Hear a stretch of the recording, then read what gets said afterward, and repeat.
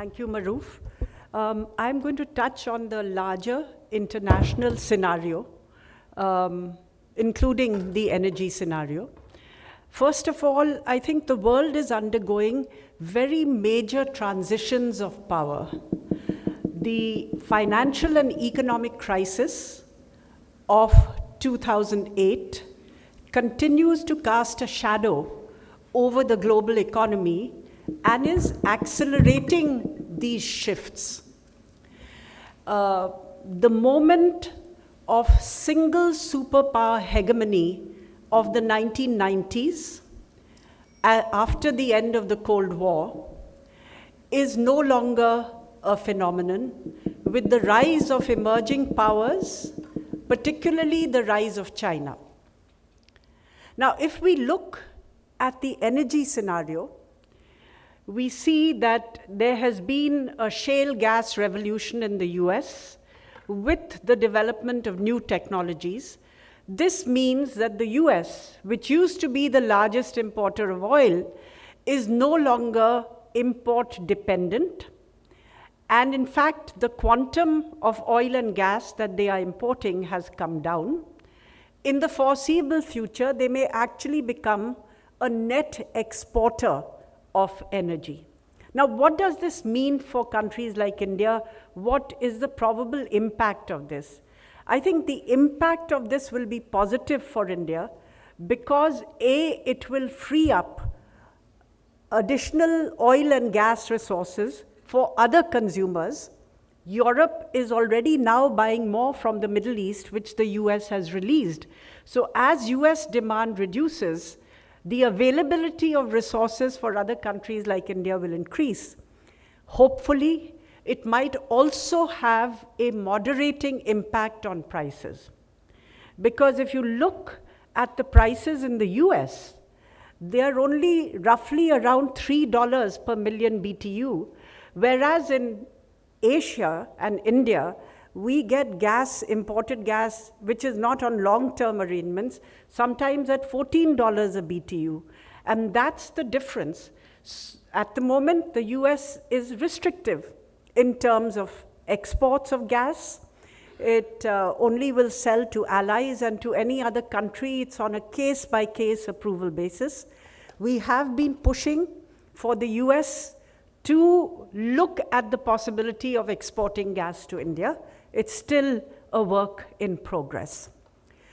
Europe continues to be energy dependent, but with the availability of more oil and gas released by the US in the Middle East, it is looking to import more from the Middle East or from other sources to reduce its energy dependence on Russia, a process which is accelerating in the wake of the Ukraine crisis.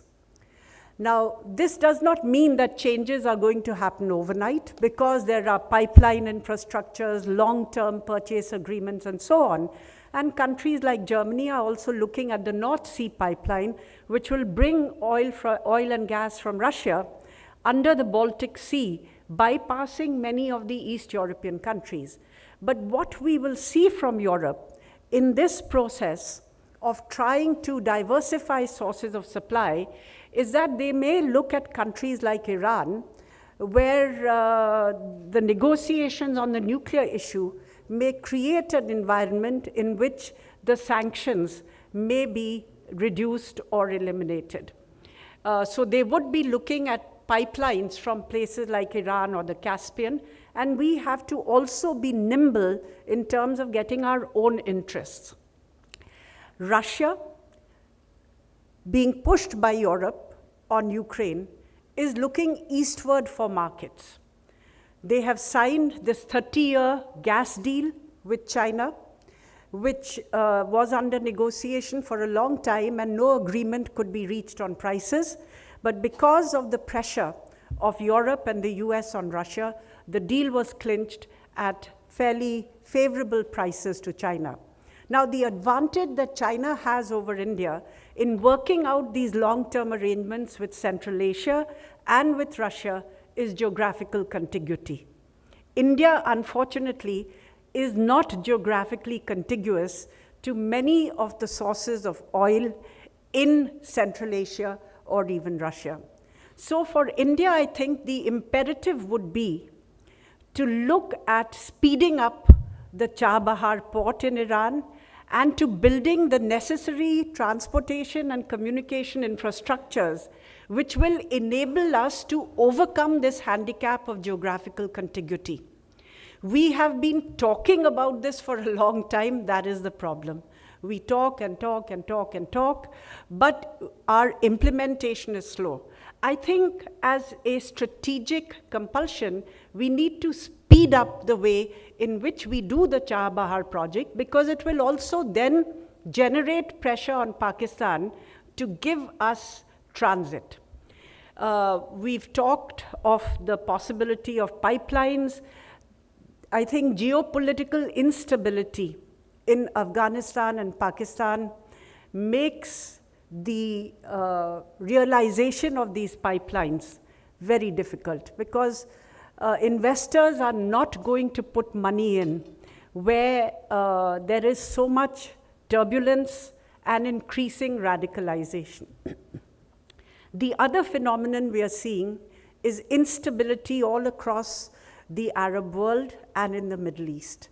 The Arab Spring has turned into an autumn and even a winter, leading to both political chaos and radicalization in this very sensitive region. Libya is facing extreme lack of political authority, and the US, the UK and France are really looking for the moment temporarily at withdrawing their embassy personnel, their nationals from Libya.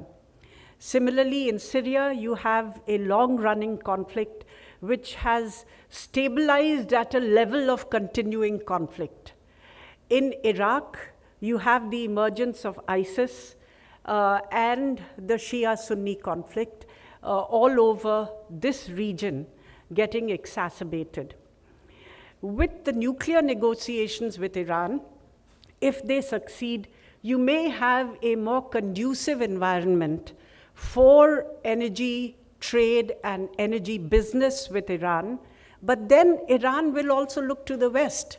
So we have to be nimble to try to get in before that happens, because the advantage you have is when there really is an international environment which seeks to isolate Iran. Now, within this scenario, what are the possibilities for you and what are the options?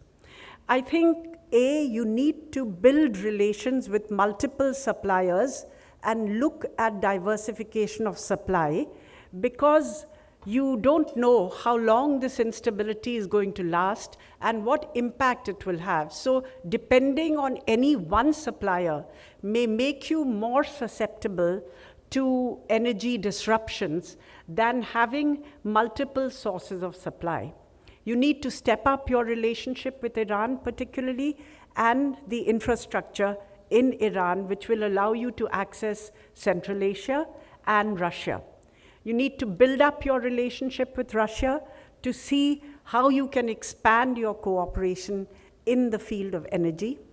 You might have to look beyond pipelines at creating large terminals for importing gas in other forms than in pipelines because of the volatility in this region. I think where you might have a better chance of looking at possible pipelines is in the east with Myanmar, because your relationship with Bangladesh, with Myanmar has improved enormously. Therefore, the ability to bring gas from northeast India into India, maybe to bring gas from Myanmar into India, has certainly increased. Domestically, it means we have to have a premium on energy efficiency and a leapfrog instead of making incremental gains. For instance, in the field of automobiles, can we go to the latest Euro norms instead of always being 2 steps behind Europe for fuel efficiency as well as emission standards? Can we have a regulatory framework for buildings? Then we need to step up areas such as nuclear energy and renewables, which will give us the energy independence that we seek. because these are the sectors where your dependence on imports will be very much less. For our larger cities, we need to incorporate energy planning, the new cities that we are building, as an intrinsic element of the planning that we have, so that we can make those cities much smarter in energy usage than our existing cities. And for all cities above 1 million population, strengthen the public transport so that the utilization of private vehicles is reduced. So demand side management, I think, is going to be a very, very critical area for India, because it could release 20% additional energy without our actually having to invest. I'll end here because I see that I'm getting reminders. Thank you.